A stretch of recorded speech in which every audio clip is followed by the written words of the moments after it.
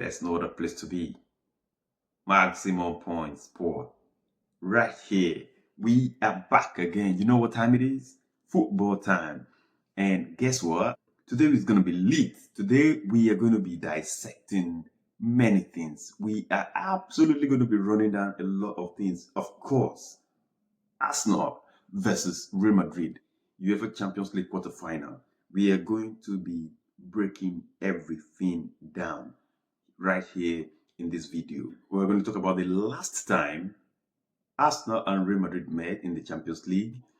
Definitely we'll be talking about the current situation between Arsenal and Real Madrid currently. What's happening between the clubs right now, the states, the players, the play, the form, and everything. We're going to be talking about that as well. We're definitely going to be talking about the possible outcome and what possible tactics the teams are going to come out with. What we're expecting on Tuesday in the Champions League game at the Emirates. We get to talk about the Arsenal lineup. What are we expecting? What's the possible lineup, and what's actually the realistic lineup we're definitely talking about. So we're waiting for, come on, let's get on the ride. Absolutely. I'm going to take you back to memory lane, 2006, and that is exactly February 8th, 2006, where Real Madrid hosted Arsenal at the Bernabeu. Oh my word, that pitch was stocked with football stars. You remember the Real Madrid Galacticos, the Arsenal team. Of course, we're going to be going. It was mad.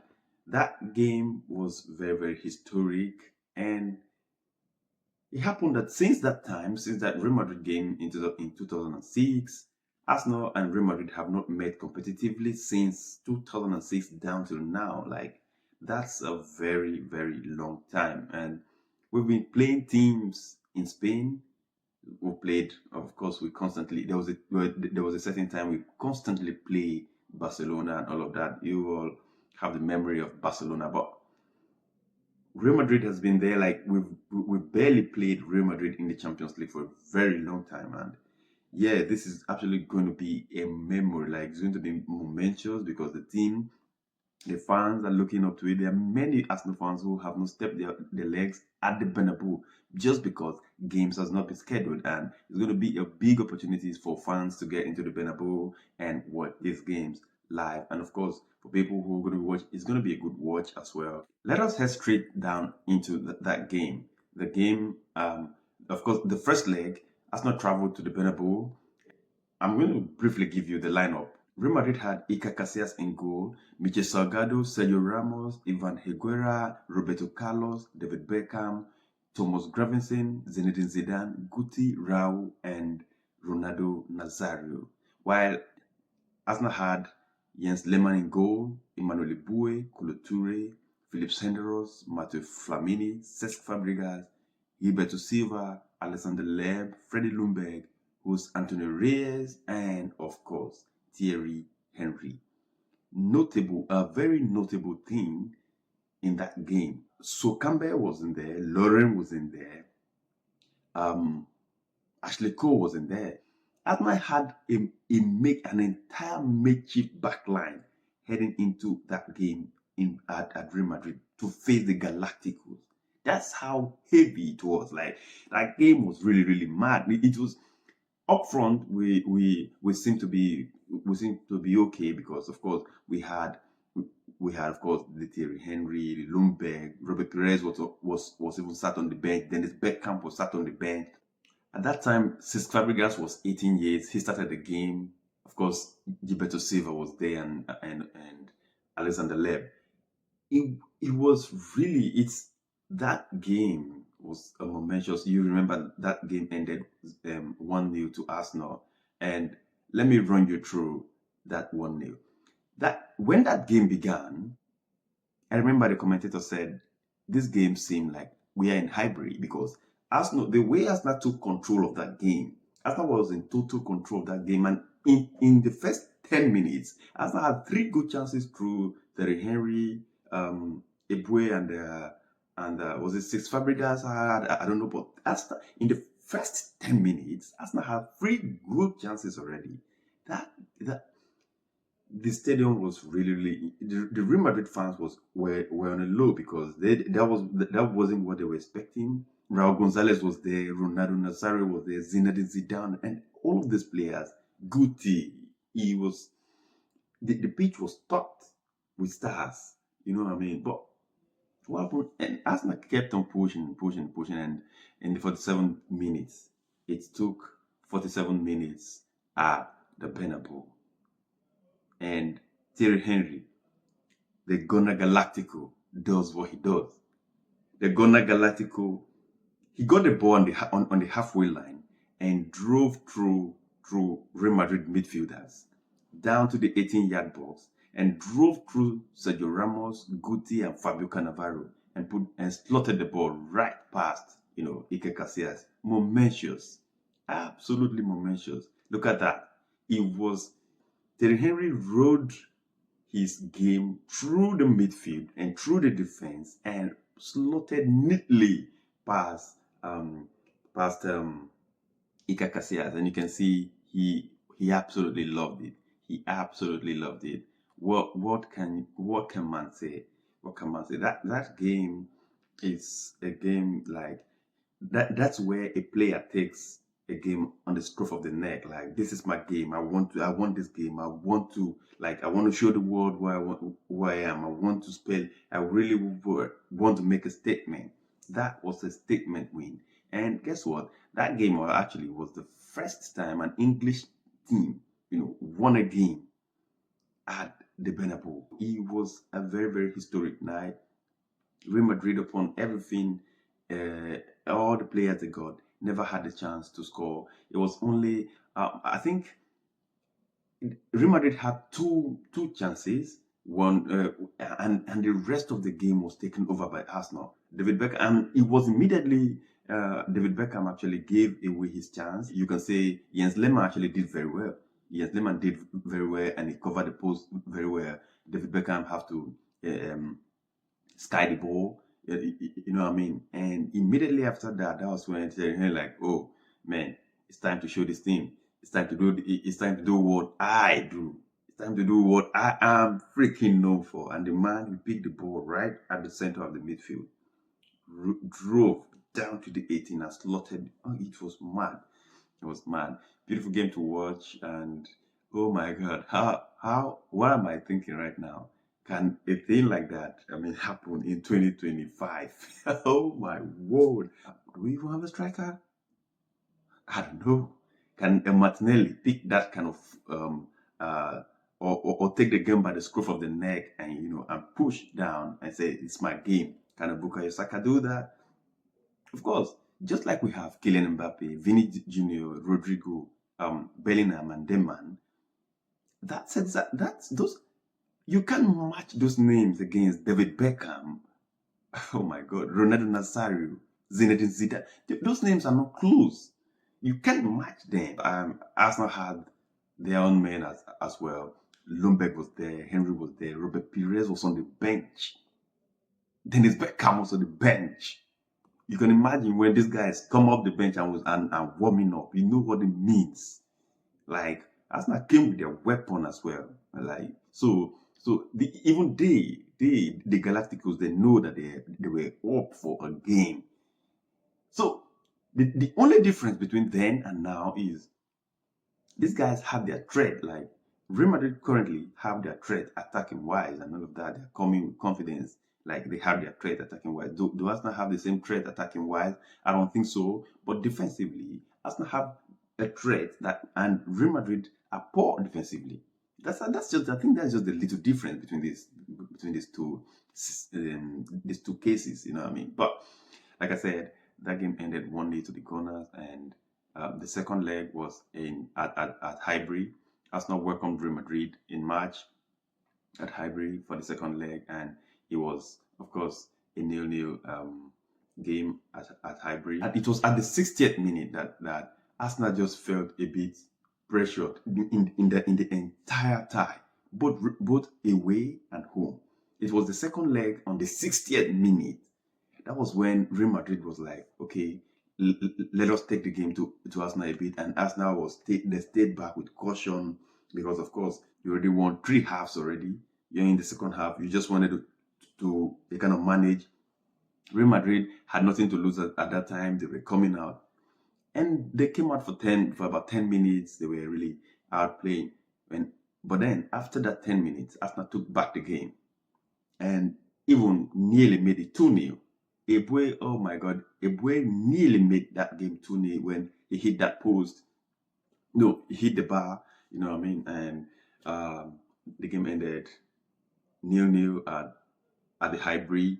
Arsenal went through against Real Madrid. And what can you say? What can you say?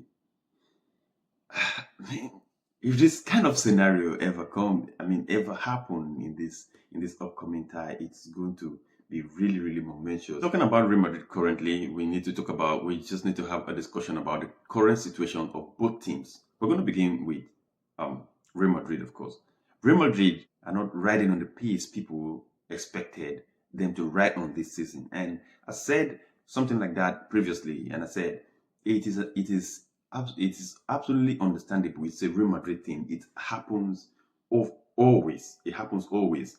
When Real Madrid bring in the players that everybody would think like, yeah, this is going to be a killer season and all of that, the players takes time to settle down because most of the players that they bring, of course, they are big stars already. They always take their time to bring their ego into the team, like to level their ego into the team and become a balanced team. At the beginning, every player seemed to show a different thing until they galvanize. So it's not, for me, it's not strange at all. I've seen that happen time and time and time with Real Madrid. So am I going to rate it as a poor season? Yes, of course. It is a poor season. They're having a poor season. They're not performing. They're having the numbers anyways. The numbers are actually there. They're racking up the numbers in terms of goals, Kylian Mbappe, and they're racking up the number. But the performance is not there. Like defensively, they are sucking up plenty goals. You see Leganes the other day. Leganes went to Bernabeu and scored 2 goals. Like nearly left there with the point. You saw the last game against Valencia. Valencia went there, scored 2 goals, and won the game. Like Real Madrid, and they've been conceding all through the season. Real Madrid has been conceding goals all through the season. So it's not the thing about football. It's not just about what your output. Like it's not about the goals you score. How do you manage? How do you protect the goals you score? Because if you score goals and you cannot protect it, of course you drop points. You know what I mean? So that's exactly the situation with Real Madrid, and understandably so. They have defenders injured. That's understandable. But and of course they have attackers that are not ready to help so much defensively. I don't see an Mbappe wanting to go and defend with all his intention. I don't see that happening. I don't see even Junior want to go and defend with all intention. I don't see that happening. You know what I mean? Rodrigo, I don't see that happen. These guys are forward-thinking guys, and you cannot take that away from them. You cannot blame them. That's what they are trained for. That's what they've played. That's the kind of football they've played all their life. So if you bring them to Real Madrid, and you cannot easily want to make them play differently from what they know how to play, it's going to be difficult. That's the reason why. And of course, when you talk about the midfield, we have Modric already aged. You know what I mean? I heard Real Madrid is still willing to. I heard he still wants to stay one more season or so. But then Modric is really giving everything to Real Madrid, and I don't think there will be many people who are expecting anything from him anymore. And you talk about what the other midfielders there in Ceballos, I don't really see. I think he's thriving off other midfielders. For me, I don't really rate Dani Ceballos to be as a Real Madrid midfielder that can scare anybody or any team. For me, when you talk about Camavinga and Tchouaméni, I think they've been a bit off the par. Of course, they are always going to be the guys for the future. Yeah, definitely. But they need that one leader who's performing right now to carry them to. Understand? And that leader it cannot be a retiring Modric. You understand? So I think that's the problem with the midfield. Then defensively, everyone are out injured. You know, Militao out injured, Alaba injured. These guys are out injured. Danny Cava out injured. So it's absolutely understandable. I think what Real Madrid really got is a good goalkeeper and a three front line. And for them to have just this and be 4 points away from the league leaders Barcelona, I think it's fair. It's a fair season to them, and especially that it's a season that Mbappe came in not playing in his position, had to study a different position, and all of that. All of these things in a mix. It's a fair season to them. Are they a threat to teams? Yes, of course, absolutely. Vinny Jr. can. These are guys that can score a hat trick. Any of them can score a hat trick on any day against anybody. You know what I mean? They just need they just all they just need to do is to step up a game and they can score hat trick. You know what I mean? So they're a threat to anybody. You understand? And on the flip side of it, come to us now. Almost the same scenario. Injury hit season. You know what I mean? And I think in the last 2 seasons, Arsenal really pushed for the league title, but unfortunately against a Man City team who at that time at the peak of power, you know what I mean, lost out of the league. Fatigue from those 2 seasons affected this season, of course. And you see Arsenal players going to injuries. Martin Odegaard injured for 2 months. Mikel Merino came in immediately, got injured. Got injured. Injuries across board. I think the only player that really stood out or through Thomas Partey. That is really strange. Thomas Partey's outstanding season is really, and that's why he's probably he is my best player in the team. Like Thomas Partey, like I said before, Thomas Partey, Gabriel Magalhaes, and Julian Timber. Those are the 3 outstanding players, and it's really obvious. Of course, right now, Gabriel Magalhaes is gone. Timber is not fully fit. You know what I mean? Saka just coming back from a long-term injury. No Kai Havertz. Martinelli just came back as well. He looked sharp actually. So the whole team is there's no stability. It's either one is coming in, another one is going out, and that's how the entire season has been. Arsenal are good defensively, you get, and it's going to take. In the last couple of seasons, Arsenal do not lose games to big teams. Arsenal don't lose games to big teams. If you notice, be it all the league games, all the major games, be it Manchester City, Liverpool in the Premier League and all of that, is Arsenal not considered. Manchester United, Chelsea, all big games. No, I think the only big game, the only competitive game Arsenal was going for that they actually lost 1-0 was to Bayern Munich last season. Bayern Munich last season 1-0 defeat away from home was one of the big games, or one of the games that we're going for, and like we lost and say, okay, yeah, this is it. But apart from the FA Cups, the cup games, when you talk about Premier League and Champions League, Arsenal barely lose those big games. This is the current situation. Arsenal defensively sound, although there's no Gabriel Magalhaes, which we're going to talk about. Gabriel Magalhaes, when he picked up that injury against Fulham, it was really disappointing. Really disappointing, because he is the engine room of our defense. He's the engine room of our set piece. He is the threat. He is the killer guy. And currently, this season, Saliba is not in his pace. Saliba dropped off this season, and it's really sad to see. But one of the biggest strengths we have, thank God, is in the defense. You know what I mean? And we will talk about that later when we talk about the lineup. You know what I mean? So I'm still expecting Arsenal to make a good defensive job in the game. Arsenal is definitely going to do a good defensive job.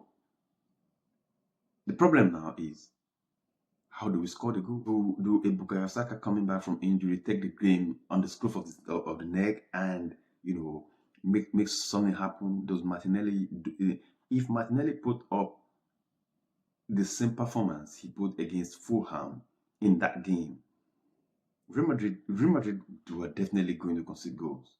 Are definitely going to concede goals. And I said before, I said an attacking Arsenal, if Arsenal go out and do not take cautions, go out to attack Real Madrid are going to take goals. And if we attack Real Madrid very well and we score goals, and these guys anyhow manages to defend Vini and Mbappe, and they don't score, and we go a couple of goals away, or let me say, even if they score, but at least we outscore them with a couple of goals. Going to Real Madrid, I'll be damn confident, because if we decide to defend the game, Real Madrid ain't going to win that game. We are that good. We are that good. We every attack, we faced attacks. Be the one of the bigger Bayern Munich, we faced attacks. Real Madrid, Liverpool. Liverpool, Manchester City. Arsenal's faced attacks, especially in the Premier League. A very fast-paced attackers in the Premier League, and we've been holding the best defensive line record in the Premier League, even when defenders like Van Dijk, Konate, and that man, they are Vadio and this guy. So our defense is damn good, and I trust our defense absolutely. Gone are the days when a team is attacking Arsenal, I get scared and frightened. When a team is attacking Arsenal in Arsenal 18-yard box, I don't feel nothing. I don't feel too much panic, because the team is so much stable. And shout out to the recruitment by Mikel Arteta in that line. Jurgen Timber and Gabriel and this men bringing back Saliba. The team was absolutely balanced. Ben White is one of the most underrated. One thing about Ben White, and we're going to be talking about that in the lineup session. There's something Ben White gives to us now. Yeah, it's always underrated. When Ben White plays in his position, I've never seen the winger come out top at the end of a match. Upon the very, very vast, good quality, left wingers we have in the Premier League, I barely see one come out the game with man of the match or a top game performance. Ben White locks up everyone. And aside doing that, his partnership with Bukayo Saka, the way he runs down the flank and pull out the ball and collect the pass from Saka, and it's mad. It's mad. We're going to be getting there. And of course, I have one for you there in the lineup, actually. So it's really a good thing to think about. Both teams have problems, and who is going to exploit the opposition's problem more? That defines the game. That absolutely defines the game. Remember, there was a case against the Real Madrid players, Vini Jr., Mbappe, Rudiger, and Dani Ceballos, because of the awful gesture they put out against after the match against Atletico Madrid in the Champions League round of 16, where they knocked out Atletico Madrid in the penalty shootout. So after the penalty sat, it was decided, and Rudiger was fined 40,000, Mbappe 30,000, in addition to a one-match ban for potentially violating the basic rule of decent conduct.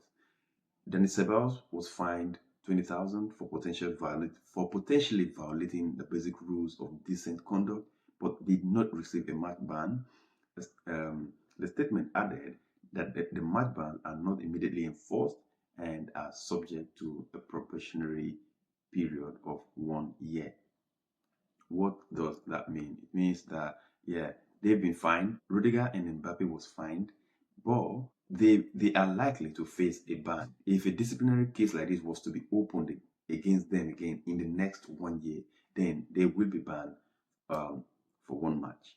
That is what that means. And of course, Dani Ceballos was fined 20,000, but his condition didn't include the ban. Then Vini Jr. wasn't given any penalty for the gesture after that match. For me, when all these things was happening, I really didn't give it much attention, because I don't want that situation to happen. I didn't want it to happen, and the sole reason was I want the best players to be on the pitch. I want Real Madrid best. For me, give it to me. I would want even all the injured players, both Real Madrid and Arsenal, be on the pitch. I want to. I want the battle. Like I said before, I said in my last video, I said I don't look to the small games. I don't want to play them Ipswich or Southampton or respect to these teams here. But I want the big games, and I want the best players, be on the pitch when the big games happen. And that is what defines you as a big club. You know what I mean? So, the ban was lifted, and they are all going to feature in the game. It's going to be a good battle, a good game to watch. Actually, what is the possible outcome, or what are the possible outcomes? What are we expecting from this game? It's going to be a big one. It's going to be a big one, and in this kind of situation, it's either you speak from a biased fan view or you speak with reality. You know what I mean? And if you really want to speak from the reality point of view, it's always going to be a one way. So it's always going to be a defense versus attack game. It's going to be a defense, Arsenal defending the game and Real Madrid attacking the game. And the reasons are obvious. You know what I mean? But does any of this team have the capacity, to pull out of the shelf, to pull out of their problem and pull up a string?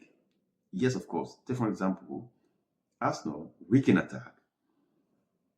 If Martinelli can rise up, Bukayo Saka, though injured, can rise up. You know what I mean? And if any of this team is if the Arsenal attack, put up an unexpected performance and go all out, Arsenal already good, defensively, can go and outscore Real Madrid, like I said earlier. Likewise to Real Madrid.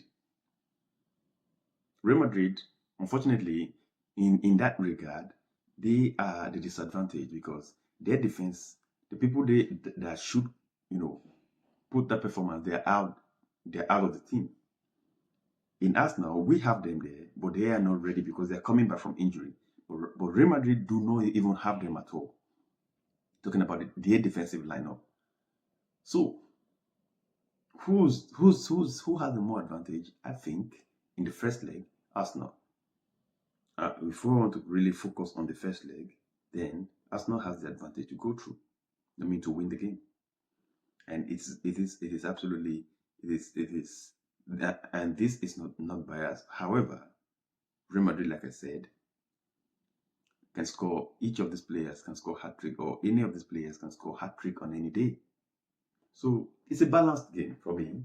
It's an absolutely balanced game. But one thing I'm absolutely very sure of is Real Madrid going to 3-0, or maybe winning the game, or just losing up Arsenal and just outscoring Arsenal anyhow, or just scoring loads of goals.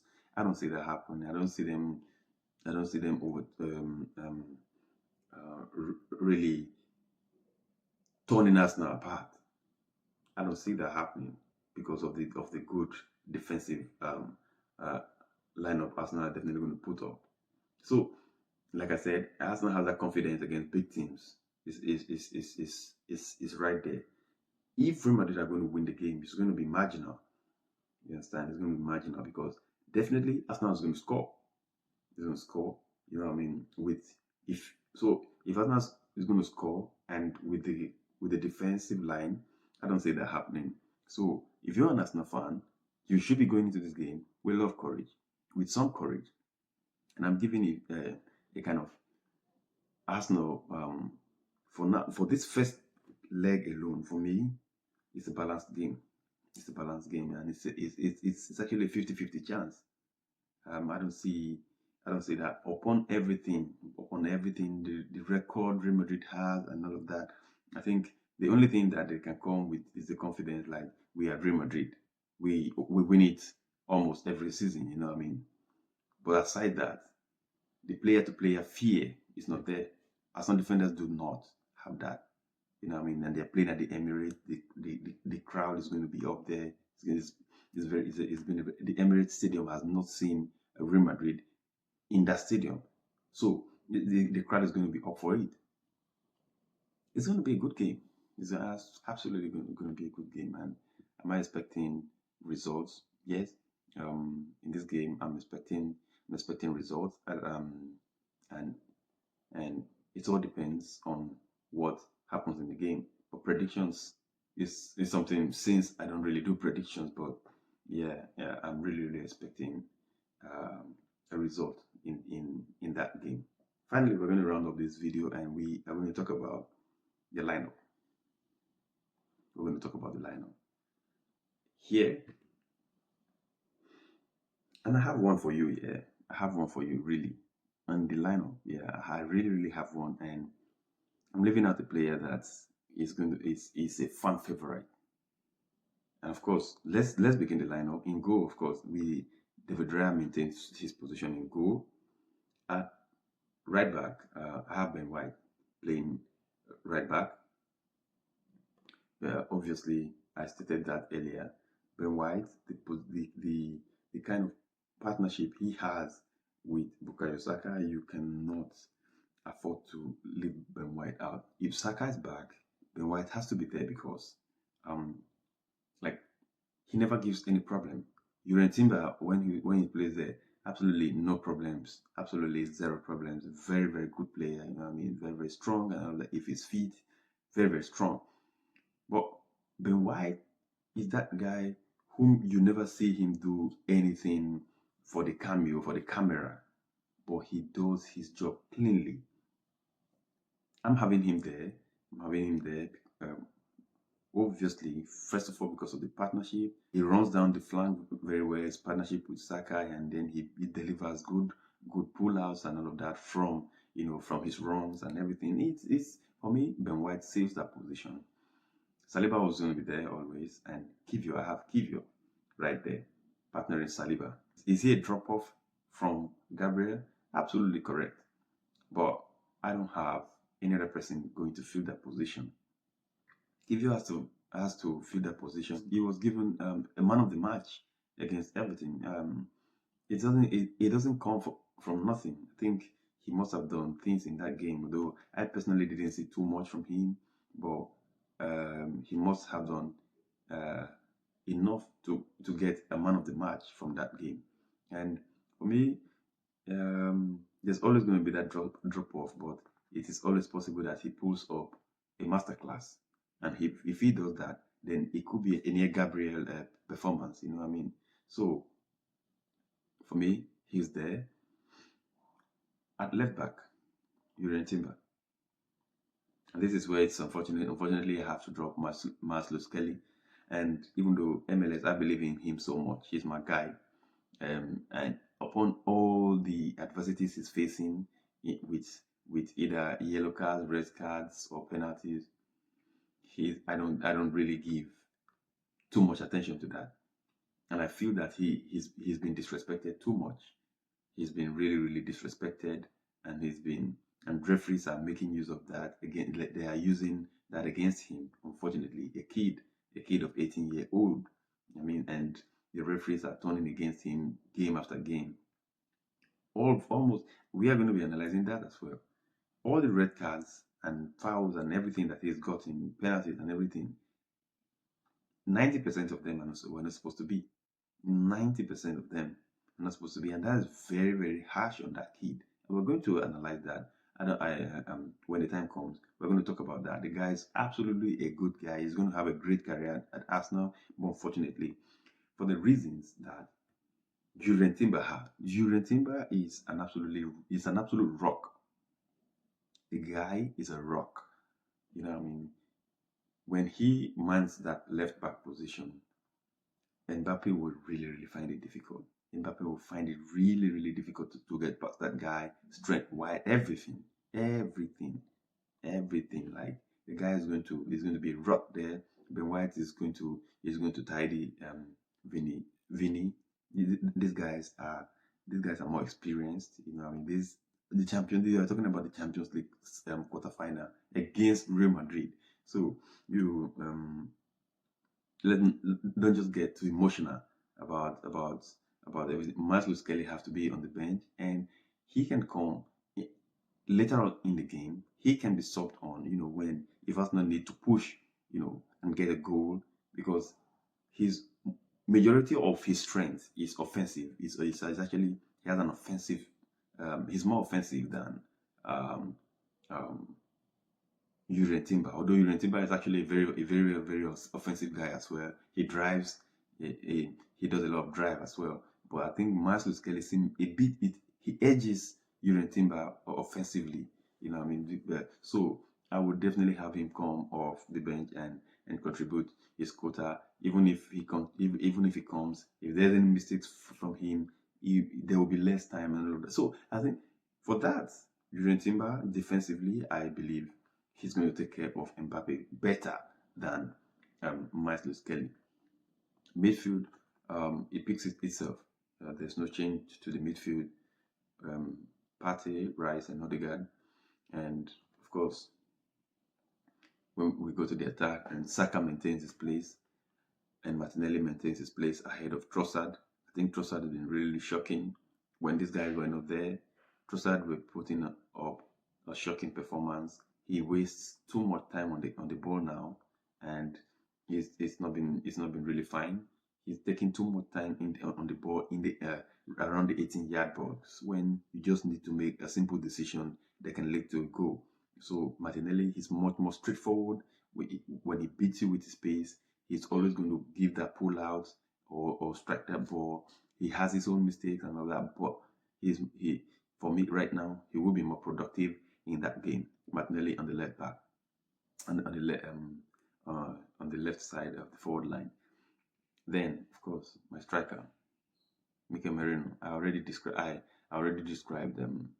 Leandro Trossard, and that's the only problem. Leandro Trossard will be a more threat to the defensive. He's going to defend, like if he's playing on the 9, the defenders will give him more attention because he's going to be a more threat in the sense that he can carry the ball, he can drive the ball, and it will just he can do something. He can dribble the player and get into spaces in no time and all of that. He has that in him absolutely. And can he do that? Can he do that and go and score? Yes. But based on what he's shown recently, you cannot give him that. You cannot give him. I cannot bank on that. But who do I expect that? I'm not really going to see him do anything for the camera, but I expect a goal. It's Mikel Merino. And why do I say that? Bukayo Saka is there. He's definitely going to beat his man and put that ball in the air. Merino is always going to be there, and Merino is always going to be there. He's heighty, everything, and he can put in that header. Mikel Merino in the attack for me, and if he's there and Saka does what Saka does, I believe he will be able to score. XG from the both of them is absolutely what made me choose Merino over Trossard. The XG, and I expect if you put the both of them, I would expect goals from Merino over Trossard. Even though Trossard is going to be more of a threat to the defense, but goal production, Merino will give you that goal better than Trossard. Let me know what you think about this. If you're watching this, you're not yet subscribed, come on, do it by hitting the subscribe button, and let me know what you think about this whole analysis from the last time Arsenal met Real Madrid in 2006 to, of course, the situation of the clubs currently, the ban. We talked about the possible outcome, and lastly, the lineup. What do you think? Let me know your thoughts in the comment section. I really want to hear from you, and please don't forget, like this content. I'll see you lot soon.